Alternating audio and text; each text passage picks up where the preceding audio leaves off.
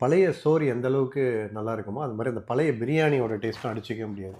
யாராக இருக்கலாம் இந்த மாதிரி பழைய பிரியாணியை வச்சு அடுத்த நாள் இல்லை அன்றைக்கி நைட்டு மிட் நைட்டு அந்த மாதிரி இல்லை ஏர்லி மார்னிங்கு அந்த மாதிரி சாப்பிட்றதுக்கு ரொம்ப பிடிக்கும்னு பார்த்து சொல்லுங்கள். எனக்கு கண்டிப்பாக கமெண்ட் பண்ணுங்கள்.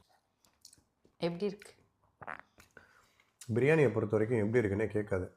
ஓகேவா, நான் அதுக்கு பதில் சொல்ல போகிறதில்ல. ஏன்னா அவ்வளோ நல்லா சமைக்கிறேன் நான். ஓகே, பிரியாணி நல்லா தான் இருக்கும்.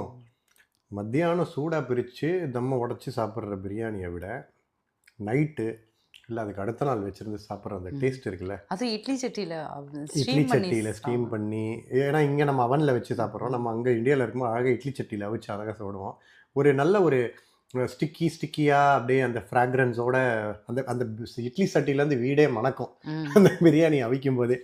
அந்த டேஸ்ட்டு வேறு லெவல் டேஸ்ட்டு.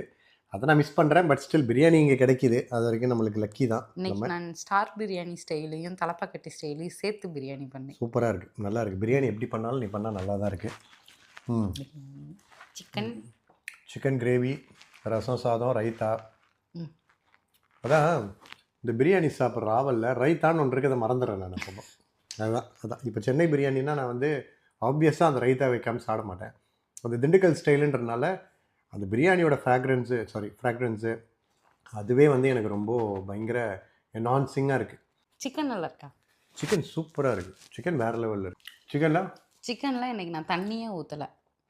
வெங்காயம் தக்காளி நல்லா வதக்கிட்டேன். சின்ன வெங்காயம் நல்லா வதக்கிட்டு சிக்கன் அப்படியே எடுத்து உள்ளே போட்டுட்டு உப்பு மஞ்சள் பொடி போட்டு அப்படியே க்ளோஸ் பண்ணி வச்சுட்டேன்.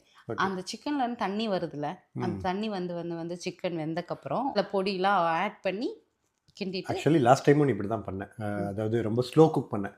அந்த ஸ்லோ குக் பண்ணும்போது அந்த இருக்கிற அந்த ஃப்ளஃபியாக இருக்குது. அது பிரெஸ்ட் பீஸே பார்த்தோன்னா அப்படியே சாஃப்டாக இருக்குது. அதை பிச்ச உடனே அப்படியே உதிருது. ஆக்சுவலி அது ரொம்ப நல்லா இருக்குது சிக்கன். ஸ்லோ குக், இனிமேல் ஸ்லோ குக்கே பண்ணு சிக்கன்.